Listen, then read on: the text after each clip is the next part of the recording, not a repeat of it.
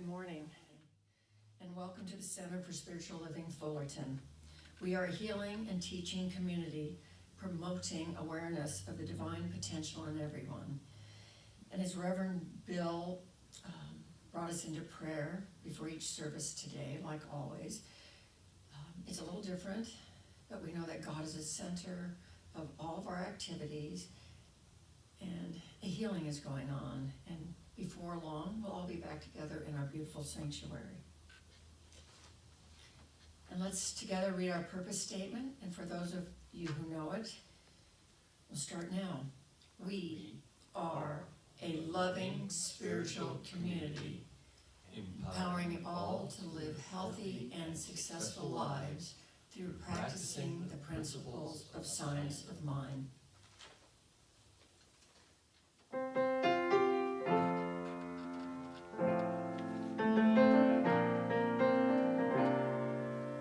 I need to be still, that God love me.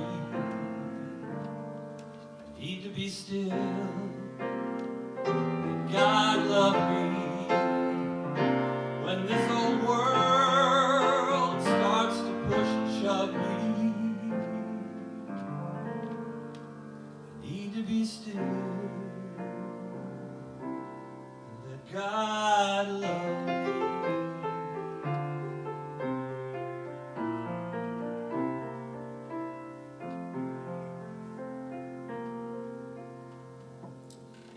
As we go into our different service today, let's all remember that life is full of blessings and miracles. Sometimes we can get caught up in the news of today or distracted by these challenges that we all face, that we may overlook the miracles that are around in each and every one of us. But we know through practicing these principles of science of mind that when we are fully present, we may notice miracles everywhere. We can notice them in nature, in one another, and I see them in me. Because remember that the day we were born was a miracle. But so is every day. Yesterday was, tomorrow will be. But let's just take the time to notice. Because when we set our intention on the here and the now, we see the divine in everyone. We see Spirit expressing in everything and in every situation. We are aware of the amazing manifestations of God. So let's wake up, let's pay attention to our thoughts, and allow the loving Spirit to move through us. Remember that we are a miracle and that our lives right now are blessed beyond measure.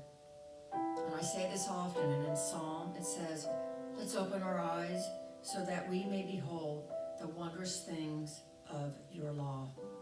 And it is with a blessing of gratitude that we thank everyone who has made this service possible. Again, the Board of Trustees, the ushers and greeters that have always greeted openly with a smile to those first coming into our sanctuary. My fellow practitioners, and especially Susie today for making coffee and having donuts for us. You're a blessing. Sally for calling each of us during the week. Tommy, thank you. We are so grateful for you. Tomoko for everything you do. Now she runs the camera also. And if I have left anyone out, know that we are thanking you. And finally, with a gratitude for having Reverend Dr. Bill as our new minister and our new light and bringing us a message we need to hear. So I declare in advance this service a blessing to all of you participating. Releasing this word into the law and letting it be, and so it is. Okay, we are doing things a little differently. But again, I'm referring to the courage, conviction, and consciousness of the women of New Thought. And my reading, there are 365 readings in here, and I opened up to September 22nd, and it's looking ahead. What does our future look like? Whatever you're thinking right now, your state of awareness, it is shaping our future. So to change our experiences, we must change our internal awareness of who we are. A prayer or an affirmation will not change the content of our consciousness, but we must engage in the power within ourselves to create this change. Our attitudes and expectations have a lot to do with making this change in our lives. We can acknowledge what happens to us as a part of the unfoldment of who we are. Nothing that can happen to us is against us. It's a good line to think about. Maybe as an affirmation, again, nothing that can happen to us is against us. Despite this fear, we are truly an extension of God, and we need to make this discovery and bring it forth, especially right now. We have lived our lives from the surface level, and there is no security in living on the surface of life. Security is found by turning within, communing and staying in touch with our own inner voice, our inner power, and our inner creativity. Especially now, those are the things that we need to really focus on, that when we turn within, make them your affirmation of joy, of grace, and thinking of one another.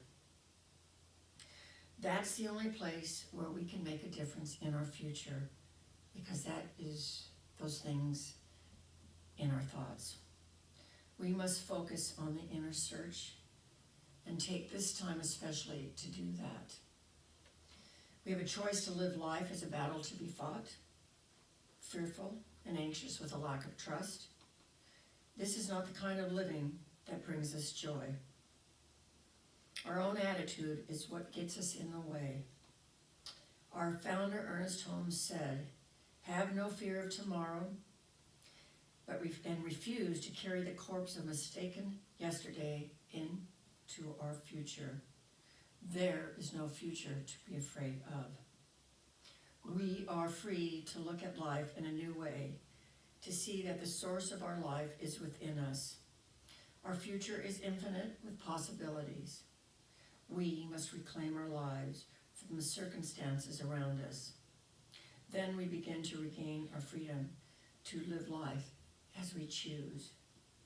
This reading is from the beloved Peggy Bassett. Let's take this into prayer.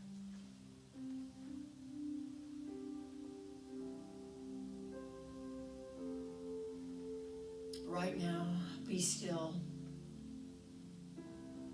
Be still, my body. Rest and relax.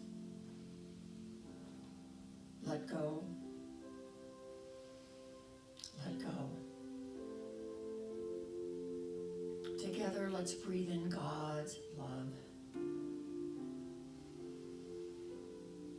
And breathe out tiredness and strain. I'm resting. Lord, take charge. Take charge right now in my life. Be still, my heart. Cease to worry, fret, or care. May my heart beat steady, slow, and sure. I feel nothing. God, you are all. Thy will be done. Be still, my mind. Be quiet and know God is. All is well. O God, infinite intelligence, I'm listening now. Quietly listening. Be still, my soul. I empty now of me, ready for the presence and your power. Fill our empty vessels. Be still and know that I am God, still, deep, deep and still. Now I know you are here, you are within, without. I and you and me, life of endless unity, one with your light, your life, your love, your joy, your peace, your power. And all that I am is you, and that I am, and so it is. Thank you, God.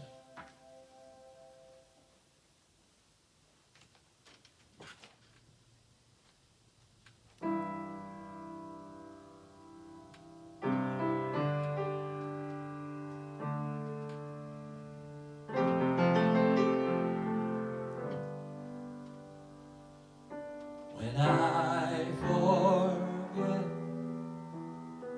and the way seems dark, when I've lost the song in my heart, I go within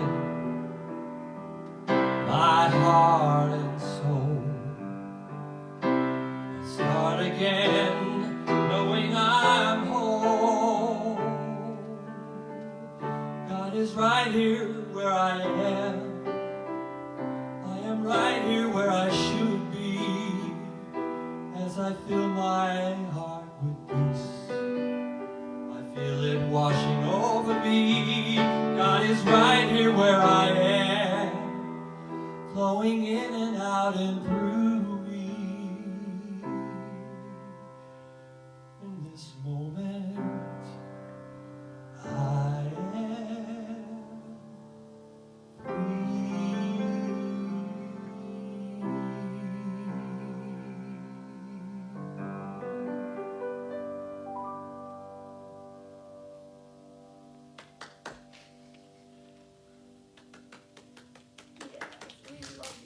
I'd like to bring up Reverend Dr. Bill Salisbury. Thank you, Tommy, and I know that the crowd at home is just going wild in their living rooms.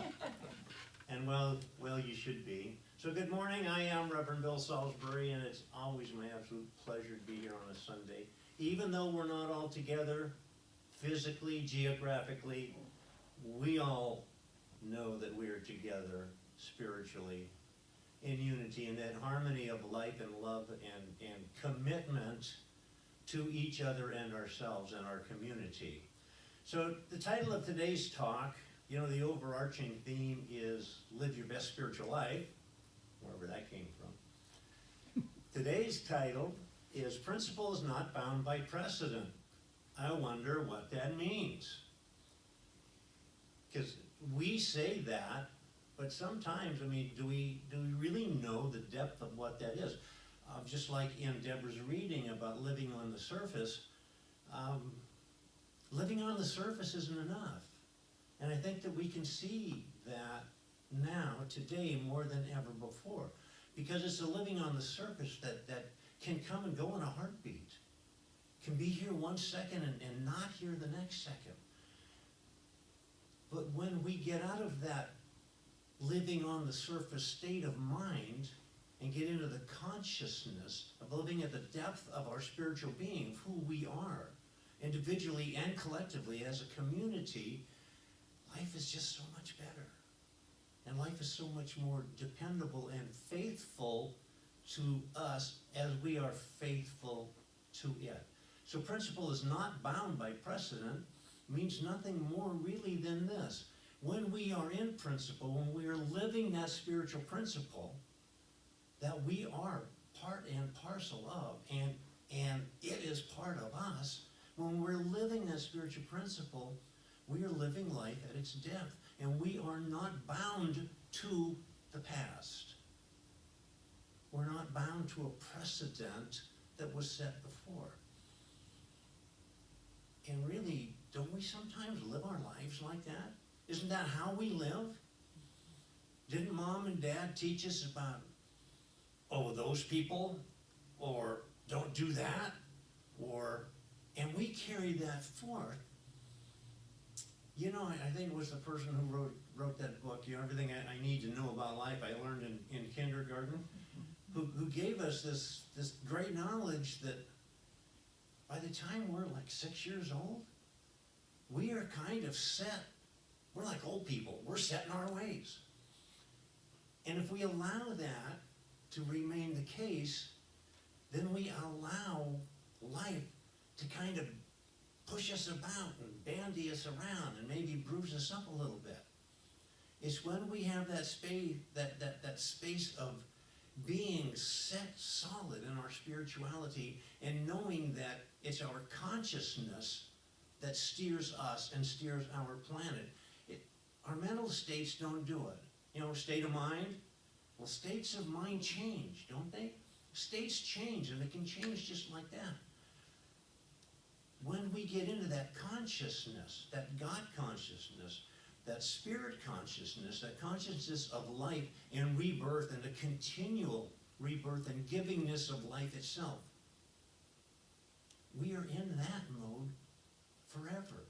We shake those states of mind that have been culturally conditioned onto us, and we get past that surface living, and we get into that depth of spiritual living in that knowledge that we are all connected. Can there be any doubt in anybody's mind today that we are connected to every other being on this planet? I mean, look around. And because we are connected, whose responsibility is it to take care of others? It's our responsibility. And it's always been our responsibility. And sometimes, like the story of the mule and the 2x4.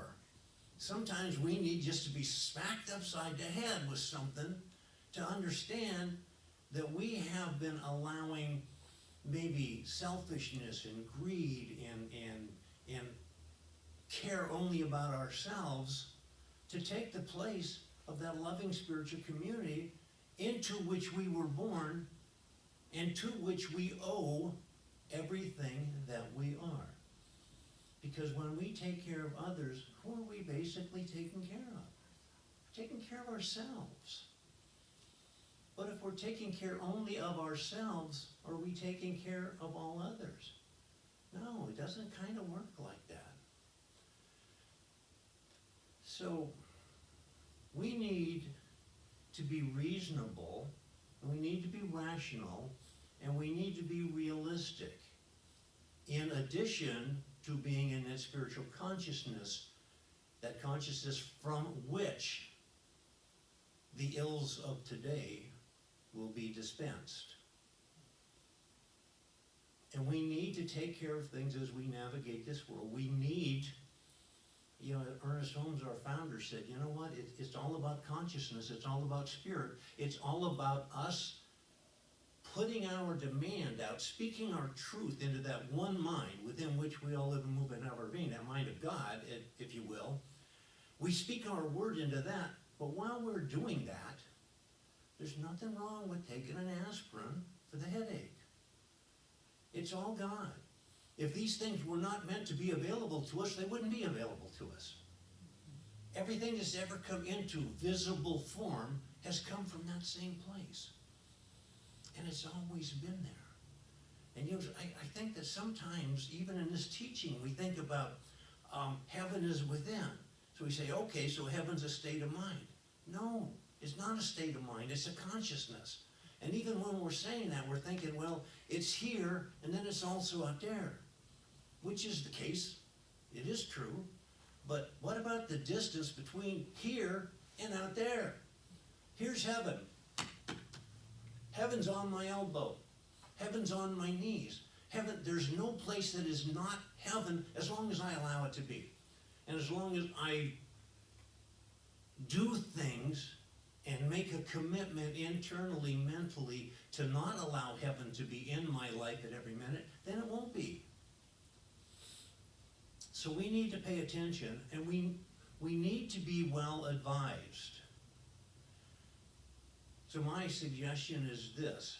I don't think that being well advised means being tuned in to the 24/7 Chicken Little kind of forecasts. I mean, stop and think about it. When we want information about what's going on in our world right now, we should be in touch with those places that provide the real information. Not those places that make a living from constantly stirring it up and talking over and again the same thing ad infinitum, ad nauseum, until it works. We're humans, our human aspect, our heads can be toyed with. And we can get depression. We can get misled by a constant feeding of the wrong kind of information. My very favorite anecdote in the world comes from Bertrand Russell, that late 19th century, early 20th century British philosopher. And he tells the story about a herd of elephants in Africa grazing on the savannah. Now remember, this is 100 years ago, or not quite, but a long time ago. And he says, an airplane flew over. Well, the noise of the airplane scared these elephants, and they all scattered under the canopy of the nearby trees. But like 20 minutes later, they were all back out in the savannah grazing again. And Bertrand Russell attributed this fact to the fact that in that whole herd of elephants, there was not a single journalist. Now, I'm not saying that we shouldn't have news sources, because of course we can. That's how we learn information. What I am saying is that that's not our only source of information. And that is, generally speaking, a little bit skewed.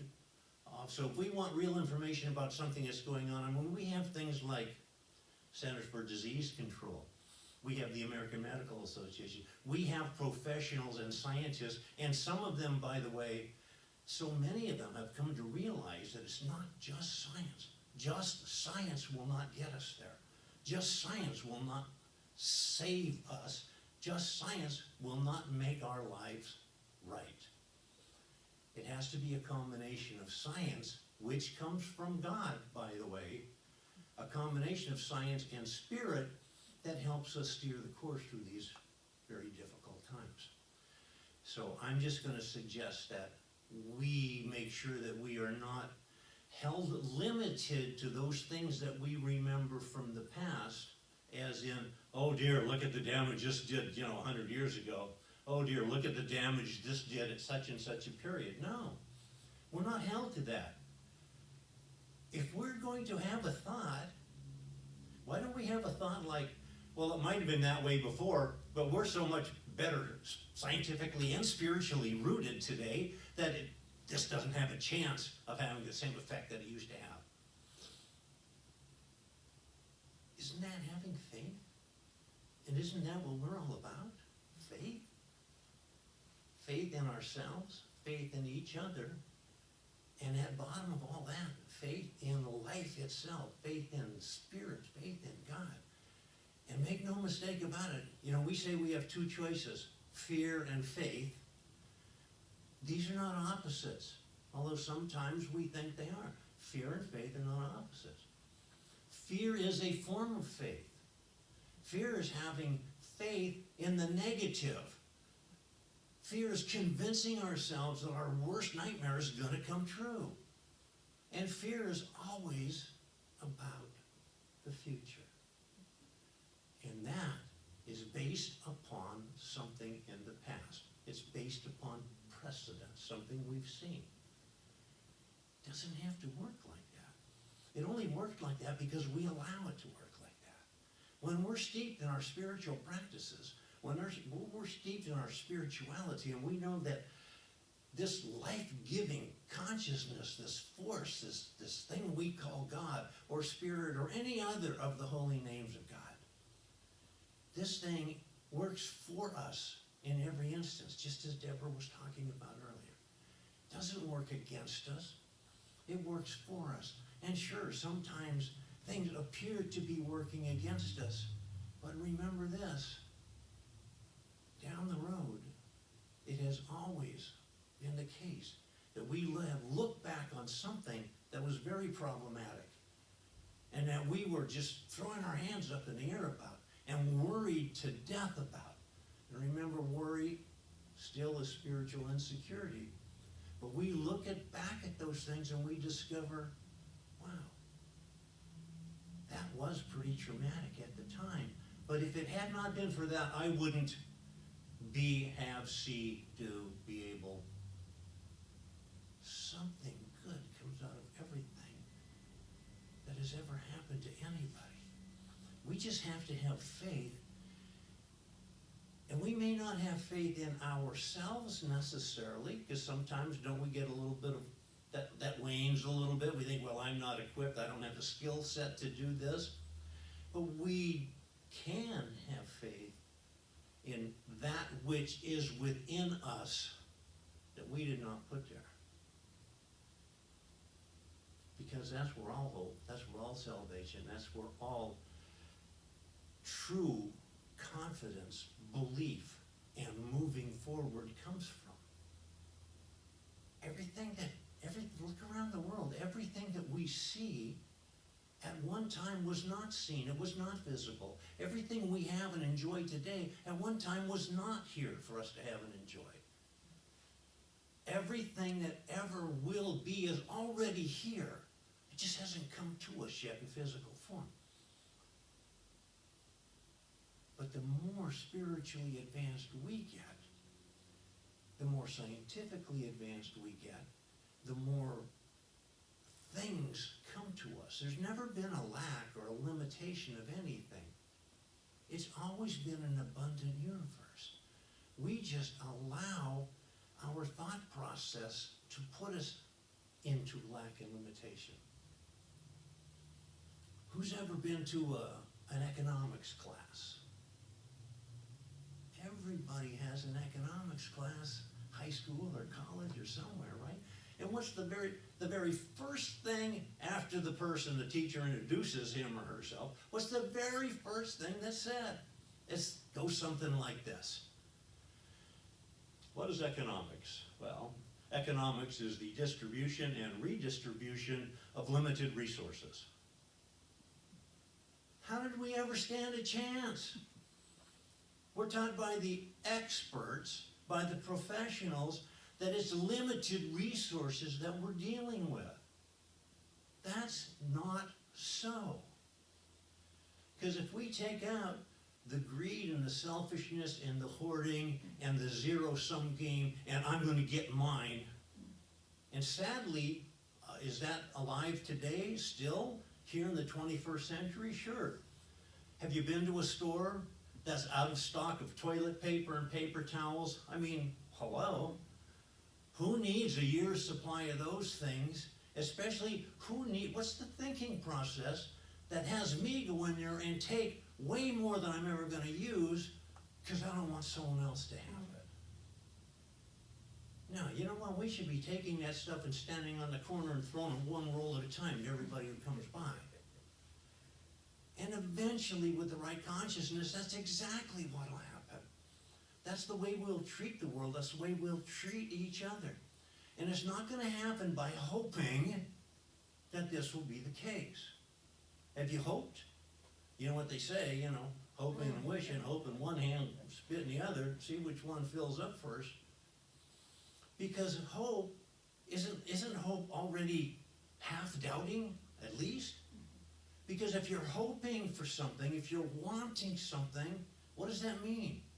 It means we don't already have it. Because if we already were aware that we had it, we wouldn't be hoping and wanting for it. So hoping is the same as not having, the same as wanting, which is the same as what? Lacking and being limited in. So we don't want to hope things get better. We have to know things are better. You know, in this teaching, what we say is there's nothing to heal, only the truth to be revealed. So that's fine when we're sitting around as a group, you know, and bantering back and forth the jargon of our spiritual trade. But let's just for a second, let's not banter that jargon around. Let's just say, okay, it is healing that's required.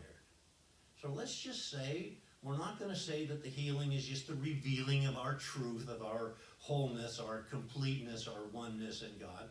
Let's just say that there's something physical that needs to be healed.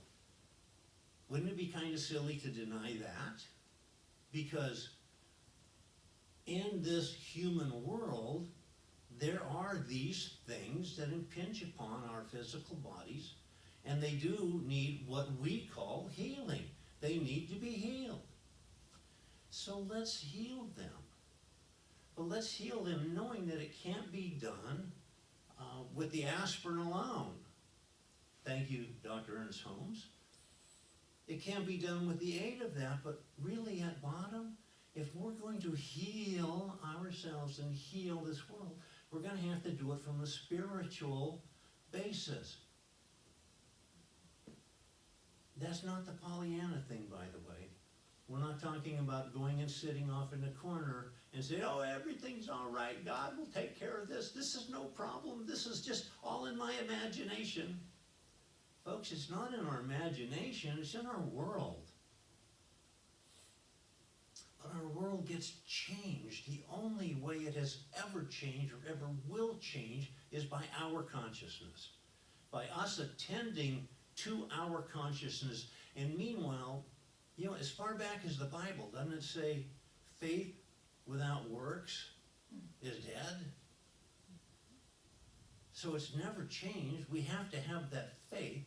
We have to know that we are spiritual beings having this human experience, but we also still have to do the works. We have to do what it needs doing to subside the illness and the trauma and the problem that we're having. So we need to get in the mindset, erase, cancel that. We need to get in the consciousness of not taking life, things for granted. Because when we take life for granted, all sorts of things can go awry. We need to take life as granted, don't we? We have been granted this wonderful, this marvelous, this ever unfolding, ever renewing, this mystery that is life, that we get to live in and enjoy. And while we're doing that, we need to also be just making sure, you know, that everything else in our physical world is as good as it can be, and that we're directing our physical human nature in a like manner to support that which our spiritual nature calls for. And if we're living life as granted to us from this divine consciousness, as expressions, as ways that God experiences God, because that's what we are. We are those channels. It's a two-way street. We get to channel life. We get to channel spirit through us out into the world. And by so doing, spirit gets to experience itself. And we can only do that in a state of consciousness that says, wow, this is the greatest thing in the world. And I am not going to let something get in the way of that. I'm not going to allow something to permanently affect my ability to live life to its fullest. To live life to the extreme, if you will. Because I am a child of God. as each one of us is. And as such, I demand the safety and security of knowing that that eternal I am, is safe and secure forever and always in this life and in the life of God, of which we are a part. So, with that in mind, I'd like to just take this into prayer. Let's just know together that we are one.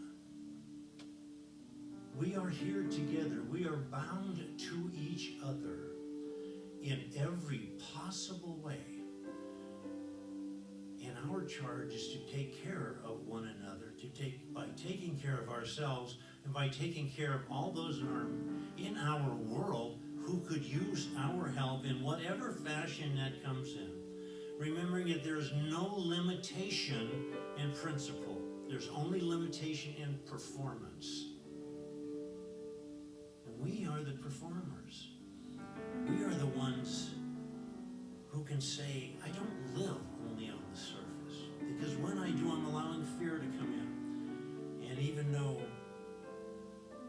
I'm not going to let that happen, I do know that sometimes, some places, it does happen. And that's exactly the time when we find that somebody in fear is somebody who's not living in the present.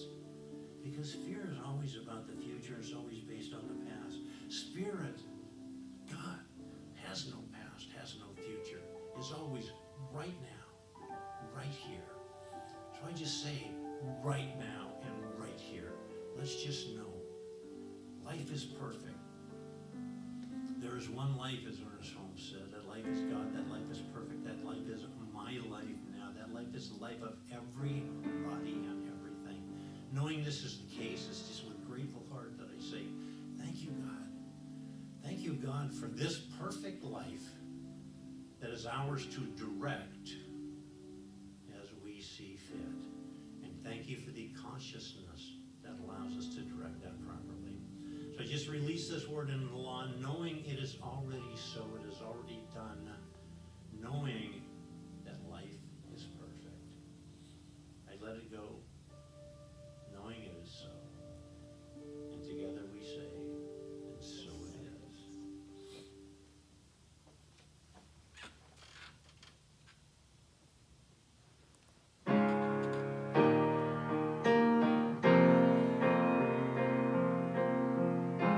I'm thankful, so grateful. I'm one in the spirit all around me. I'm thankful, so grateful. I trust in God. Oh, yes, and so this is a part of our service that we normally invite the ushers to come forward. Our ushers are not making house calls today. So, I do invite you to either physically or consciously or emotionally or combination of all of the above to take your gift, your tithe, your offering, place it close to your heart, and know with me if you can, do we have, yes, and in the comfort and security of your home, please read this affirmation aloud as I read it here. I live in a universe of abundance. As I freely and joyfully give, I join the divine flow. All that I share with life returns to me multiplied abundantly, and so it is. Divine love through me blesses and multiplies all that I am and all that I give and all that I receive.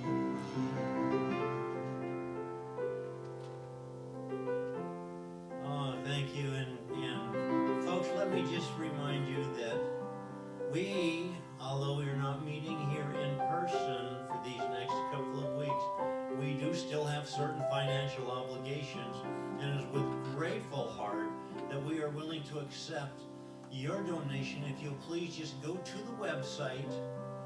There's a donate button there, and just know that thanking you in advance, I just say that we bless these gifts, these tithes, these offerings that you put forth to your community home, your spiritual center, knowing they are given from the central core of who we are, which is God made manifest on this plane.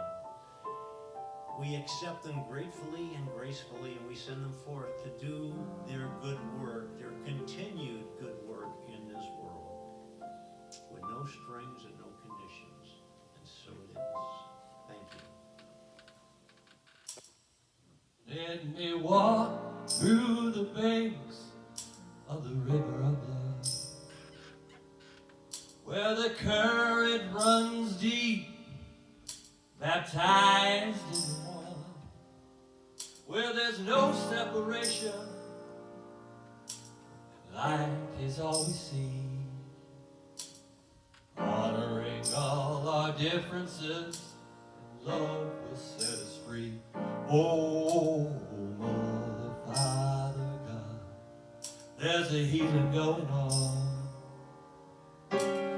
Mother, Father, God, there's a healing going on. Mother, Father, God, there's a healing going on. I say, oh, you rock my soul. I said, oh, you rock my soul. I see blessings of the past. It's time to requalify. Let's not forget, but learn to forgive. God knows we gotta try.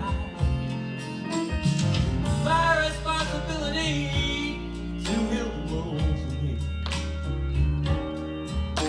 Compassion, faith, and hope, and love, and truth will set us free. Oh, Mother, Father, God, there's a healing going on. Mother, Father, God, there's a healing going on. I said, Mother, Father, God, there's a healing going on. And oh, you rock my soul. Oh, I said, oh, you rock my soul.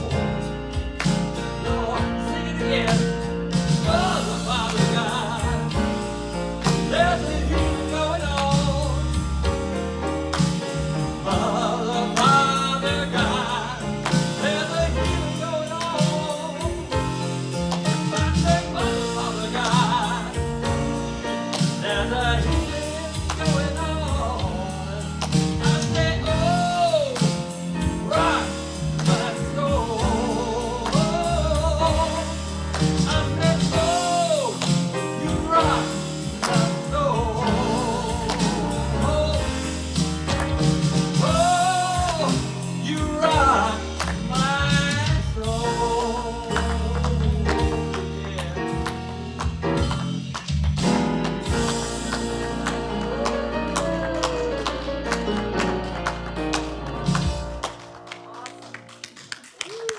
Oh, yeah, you couldn't see that at home, but the roof Yes. just lifted off of this place, and this crowd went wild. Yes, yes. All four of us. And I'm sure you had that same feeling at home, because that was fantastic. Thank you, Tommy. So, please just know that all week, this week, like every week, our practitioners are constantly holding you in our prayers. So just know that you're thought of. And if you'd like to call in for prayer, please do so. We will have somebody standing by all the time. So meanwhile, we're going to kind of virtually grab the hand of God on your left and the hand of God on your right. And as we form this big giant circle in our minds that we form on every Sunday, let's just know together, something wonderful is happening through me right now. Something wonderful is happening happening for me right Yes, now. that was a slight pause while you said that to yourself at home. It's happening in my mind. It's happening in my mind. It's happening in my body. It's happening in my body. It's happening in my heart. It is happening in my It's heart. happening in my spirit. It's happening in my spirit. It is that healing Tommy was singing about. It is that healing Tommy was singing about. I accept it. I accept it. I feel it. I feel it. I believe it. I believe it. Thank you, God, in me. Thank you, God, in me. Amen. So it is. Thank you for joining us.